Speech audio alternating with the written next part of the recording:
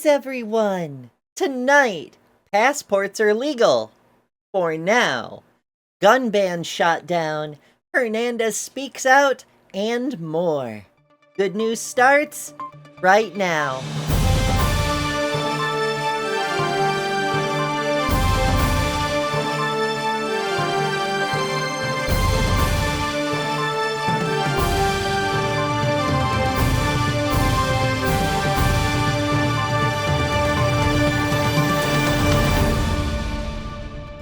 First up, in the most surprising plot twist so far this year, the NRA supports trans rights.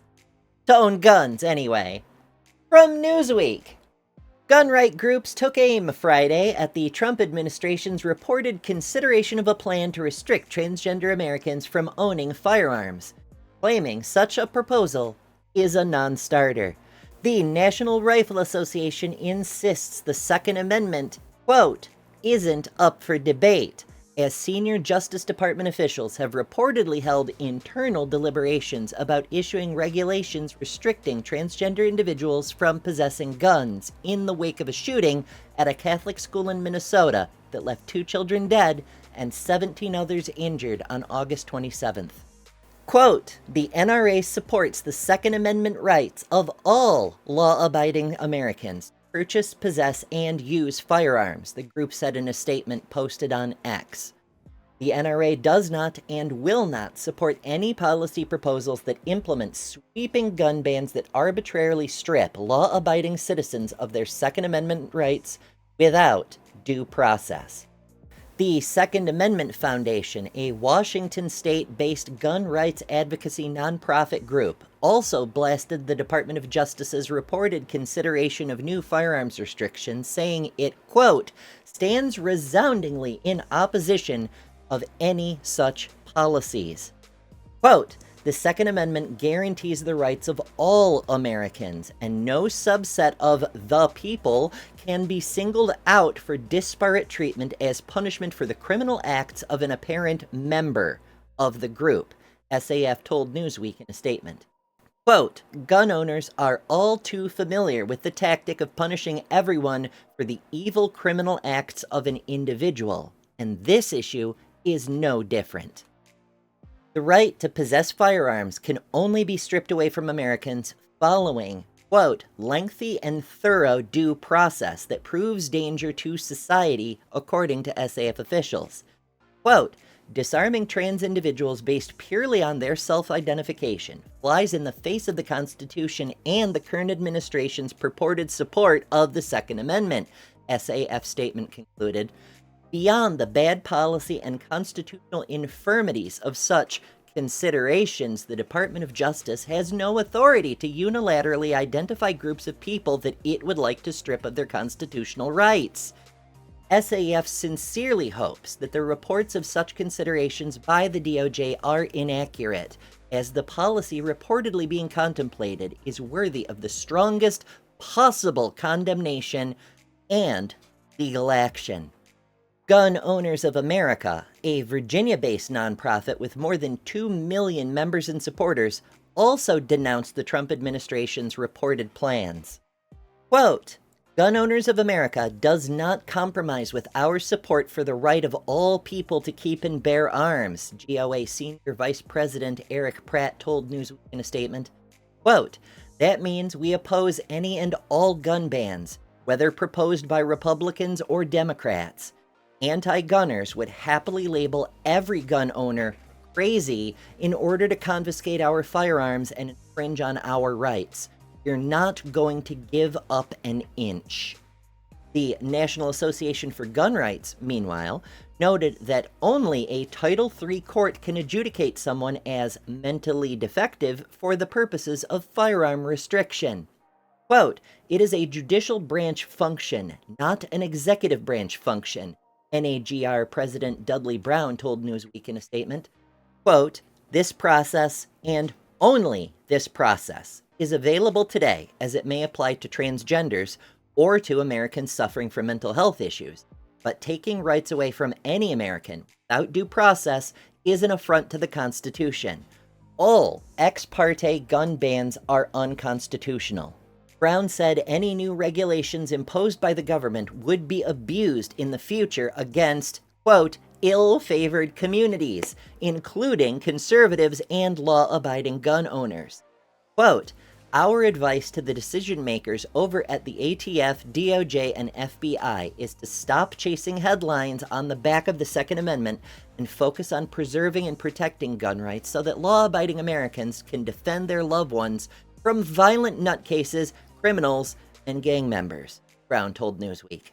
Tobias Barrington-Wolff, a professor of law at the University of Pennsylvania, said any attempt by the Trump administration to restrict access to firearms from an entire class of adults would lead to swift and forceful constitutional rebuke. Quote, the Supreme Court of the United States has held that the Second Amendment to the Constitution guarantees an individual right to own firearms, Wolff told Newsweek on Friday. Quote, courts are still figuring out the exact contours of that right, but categorically denying someone the ability to own firearms is obviously a serious burden on that right. The government may place limits on those found to pose a serious danger to others, but being transgender does not make a person mentally ill, Wolff said.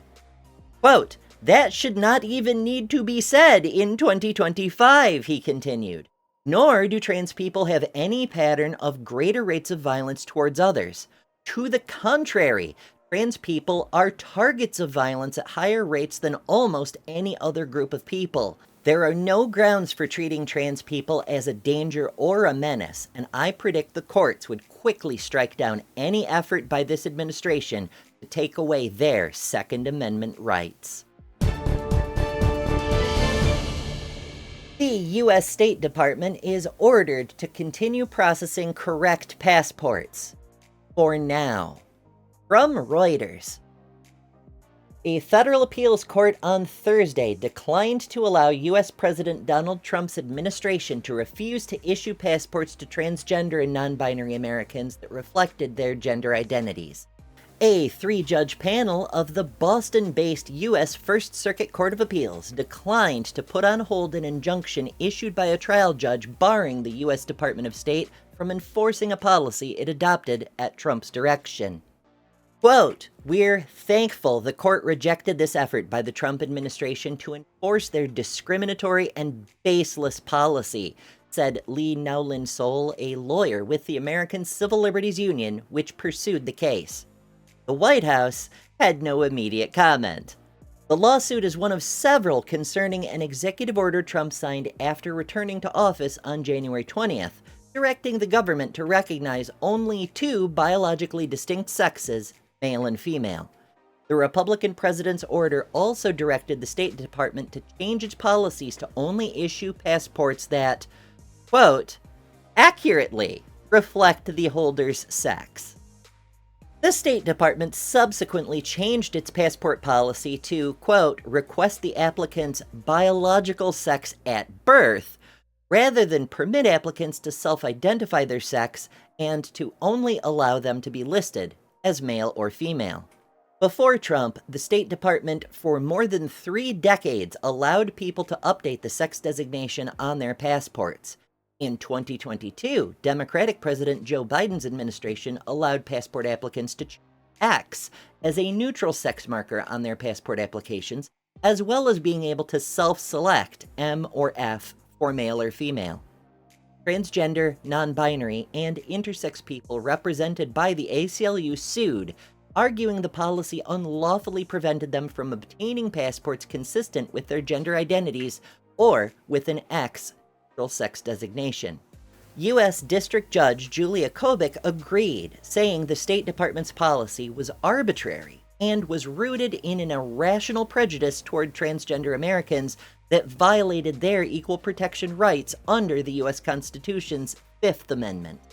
Kobik, a Biden appointee, initially issued a narrow injunction covering 6 individual plaintiffs, but in June expanded it nationwide after granting the case class action status. The First Circuit panel, comprised of 3 Biden-appointed judges, said the administration failed to make a strong showing that an agency action implementing a presidential directive was unreviewable or meaningfully engage with Kobik's conclusion the policy reflected, quote, unconstitutional animus toward transgender Americans. Public health data is back on the menu. From the Associated Press. Federal officials have agreed to restore health and science-related web pages and data under a lawsuit settlement with doctors' groups and other organizations who sued. The settlement was announced last week by the lead plaintiffs in the case, the Washington State Medical Association. Soon after President Donald Trump's inauguration, federal health officials deleted or removed information on a range of topics, including pregnancy risks, opioid use disorder, and the AIDS epidemic. The move was made in reaction to a Trump executive order that told agencies to stop using the term gender in federal policies and documents. The administration saw it as a move to end the promotion of gender ideology. Doctors, scientists, and public health advocates saw it as an egregious example of government overreach, said Dr. John Bramhall, the organization's president, in a statement. Quote, this was trusted health information that vanished in the blink of an eye. Resources that, among other things, physicians rely on to manage patient health conditions and overall care, Bramhall said. The U.S. Department of Health and Human Services has agreed to restore more than 100 websites and resources to the state they were in, said Graham Short, a spokesperson for the Washington State Doctors Group. Quote, we expect the sites will be restored in the coming weeks, Short said in an email. The case was filed in federal court in Seattle. The plaintiffs include, among others, the Vermont Medical Society, the Washington State Nurses Association, and the International Association of Providers of AIDS Care. The defendants included U.S. Health Secretary Robert F. Kennedy Jr. and federal health agencies and officials who work under him. Federal officials responded to questions about the settlement with this statement, quote, HHS remains committed to its mission of removing radical gender and DEI ideology from federal programs, subject to applicable law, to ensure taxpayer dollars deliver meaningful results for the American people. The case is similar to one filed in Washington, D.C. by Doctors for America and others against the government. That lawsuit also sought to force the government to restore health information to the public, and the two cases overlapped somewhat in the websites they targeted, Short said. In July, a judge for the Doctors of America case ordered restoration of websites. As of last week, 167 of the websites at issue had been restored, and 33 were still under review, according to a court filing. Although it should be noted that many websites have been tagged with a discretionary warning at the top, noting that while the information may be factual and scientifically accurate, it is not politically in keeping with the agenda of the administration, and therefore should not be taken seriously. Following up on the A.B. Hernandez story, the breakout minority track star from Jurupa Valley gave an interview herself earlier in the month. From CBS News. After facing national scrutiny for competing in California's track and field finals, a transgender athlete from Jurupa Valley responded to the critics who believe she does not belong in girls' sports. Quote, they swear I'm like this crazy danger to society, athlete A.B. Hernandez said. I'm just a normal kid going to school, playing sports. This summer, Hernandez, who was a high school junior at the time, took home first-place medals in both state high jump and the triple jump, and she placed second in the long jump event. During her journey to the state finals, Hernandez faced scrutiny from President Trump and other conservative politicians who claimed she had an unfair advantage. Demonstrators protested her participation in the state finals, some of whom carried signs that read, "Save Girls Sports," while an airplane also flew over the event pulling a banner that read, "No boys in girls sports." Quote, I think people just see one thing and they're like, oh, that's what you are, Hernandez said. They don't take the time to get to know me. So it's just a little frustrating. Now in her senior year, Hernandez has faced more challenges as she competes with Jurupa Valley High School's volleyball team. So far this season, at least 3 school teams have forfeited games rather than play against the Lady Jags. Quote, "A team sport. I can't take that," she said. "It's a team effort. My team needs to be willing to fight with me if that's what it takes to win a team title." On Thursday, Chaffee High School became one of 2 teams to compete against the Lady Jags so far this year, which was a sign of relief for Hernandez's mom. Quote, "I'm grateful, thankful," Nereida Hernandez said. "As a mom, it means a lot. Those girls mean a lot because I know it helps AB get through these hard times." Mrs. Hernandez said she initially did not accept her daughter's transition and understands other people's apprehension. Quote, "It wasn't normal," Nereida said. "I was raised Catholic. My parents were very strict with me. I have nothing but brothers. Like, in our household, it was always very macho." Nereida said she found out from other parents when AB began identifying as a girl in junior high. She questioned the school about why they allowed it to happen without her knowledge. She said she eventually changed her mind and understood the school's reasoning. Quote, "Shoot, they're protecting the kids because of parents like me," Nereida said. "We don't understand. We just get upset." In time, Nereida felt like she was only hurting her daughter by not letting AB be herself. Quote, "I did talk to her about how dangerous it is and how difficult it was going to be, but she's brave," Nereida said. "When I saw her courage, I was like, okay, I'm going to stand behind you." And in that match that Thursday, after 4 sets, Jurupa Valley defeated Chaffee High School. And finally, tonight we have to talk about Washington, D.C. and the ongoing, utterly exhausting saga of Congresswoman Nancy Mace versus basic human decency.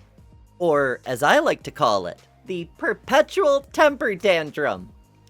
This week, Mace dug up an old clip of Sarah McBride calling out Republicans for schoolyard bullying from almost a year ago, just to prove McBride correct by offering a playground-level nuh-uh that coincidentally asserts 2 things that are both visibly not true in the clip itself.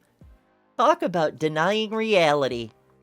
Look, Sarah McBride being elected was an historic moment, shattering a glass ceiling so high, Nancy Mace probably assumes it was made by the same company that manufactured the celestial dome she believes the stars are etched into. Mace, whose initial campaign was based on the falsehood that she broke barriers by being the first woman to graduate from the Citadel, that was Maxine Hudson way back in 1970, by the way. So someone breaking a real barrier, one even higher than her fictional claim, one can understand how she might feel intense, even uncontrollable envy. So Sarah gets to Washington, ready to tackle the national debt, healthcare, maybe even fix the metro.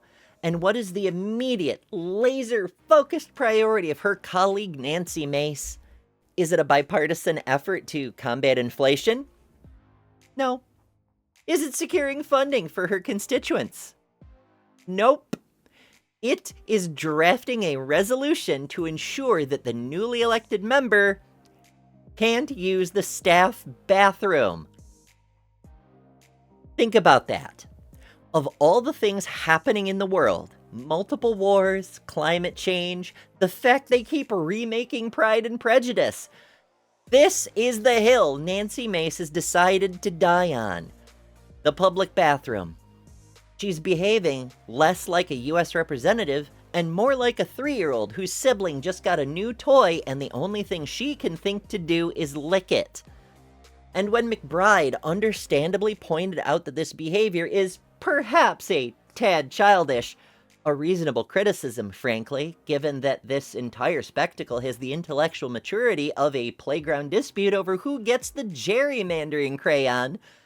Mace didn't respond with a thoughtful defense of federal policy. Oh no, she doubled down.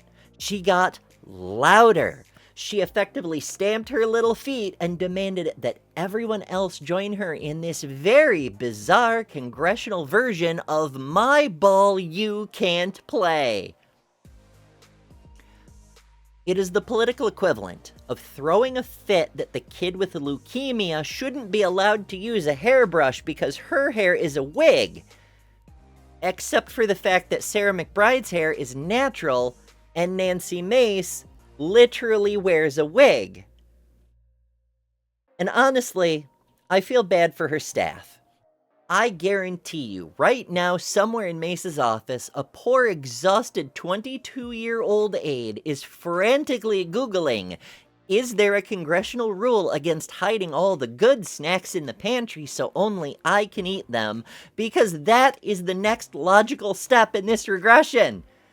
I mean, the only way this could be more absurd is if, in the midst of a national showdown verging on a constitutional crisis over whether the most infamous child abusers in recent history, and given what's been going on in the churches, that's a pretty high bar, should be brought to justice, Mace desperately returns a late comeback on criticism from almost a year ago with an insult on the level of, "but your face."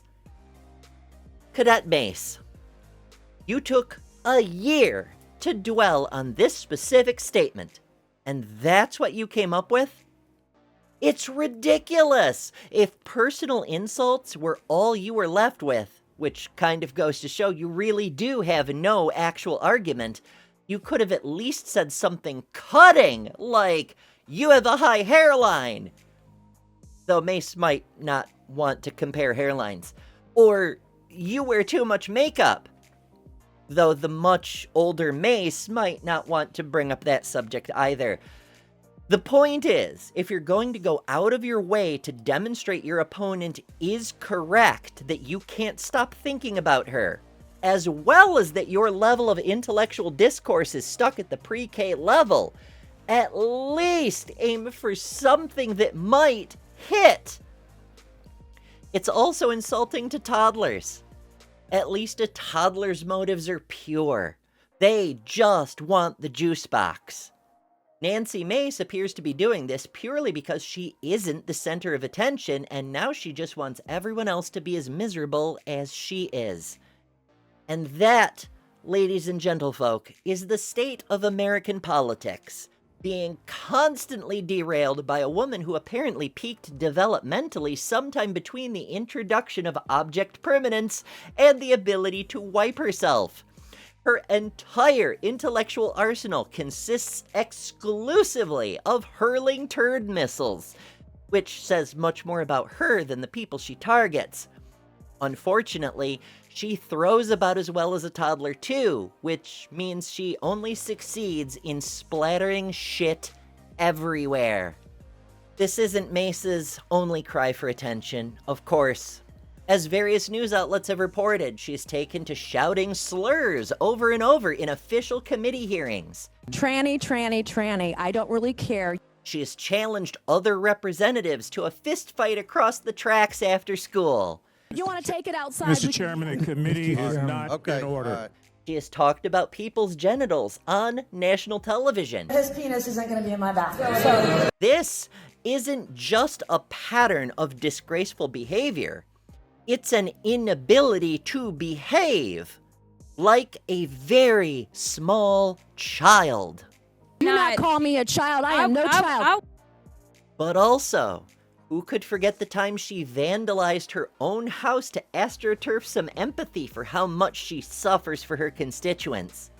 Or the time she endured a broken arm from a simple handshake? What a warrior! Or how she continues to lie about being the first woman to graduate from the Citadel, though she strangely makes no mention of the fact her daddy was the headmaster, or that she did not go on to military service. Why even mention the truth when the shiny lie gets so much more publicity? In other words, narcissistic histrionics. Thy name is Nancy. This is the first time her hissy fits have actually harmed millions of people directly, though, and that is worth notice. But no, making enraged fecal splatters all over government is not just her most prominent leadership skill, it seems to be her only one. Like a deranged diarrheal Jackson Pollock, she takes pride in the one thing she actually produces. Or should I say, what she never stops making. One can't help but notice the irony that a person so obsessed with restrooms is so utterly unable to control her bowel movements, metaphorically speaking. But as Representative McBride cautions, Mace isn't just a useful idiot for the far-right extremists trying to strip all women of rights. She's an intentional distraction. As McBride said, also about a year ago, quote, "I think we are all united that attempts to attack a vulnerable community are not only mean-spirited, but really an attempt to misdirect. Because every single time we hear the incoming administration or Republicans in Congress talk about any vulnerable group in this country, we have to be clear that it is an attempt to distract from what they're actually doing. Every single time we hear them say the word trans, look at what they're doing with their right hand. Look at what they're doing to pick the pocket of American workers, to fleece seniors by privatizing Social Security and Medicare. Every bit of time and energy that is used to divert the attention of the federal government to go after trans people is time and energy that is not focused on addressing the cost of living for our constituents. There is a real cost for the American worker every time they focus on this. At this moment, while even Marge Green is calling to hold the administration to account for his crimes with the late Jeffrey Epstein, is Mace bringing up a speech from a year ago to rebut with the most pathetic of attempted insults really a coincidence?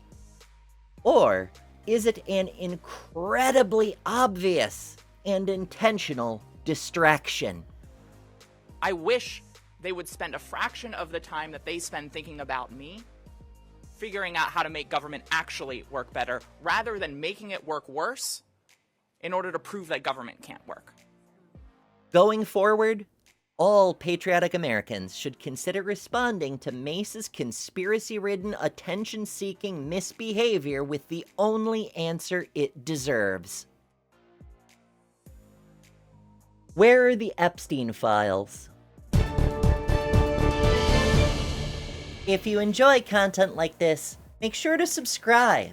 Transpositions Weekly is the home for trans-positive news, but also sports, analysis, and stories about trans people that all too often don't actually include any trans people. Support our efforts by sharing these videos with people who might like them, or people who might hate them, but really need to hear some facts. And if you can, consider contributing at patreon.com/thetranspositions. And join the Discord, because Discord, of course, is where the memes live, and our meme of the week was posted by yours truly. And if you discover unexpected allies when your own team keeps trying to throw you under a literal bus, join us. Also, if you have good news concerning trans people you'd like to see reported on, you can tell us about that in the Discord as well. For the Transpositions, I've been Ember Belrad.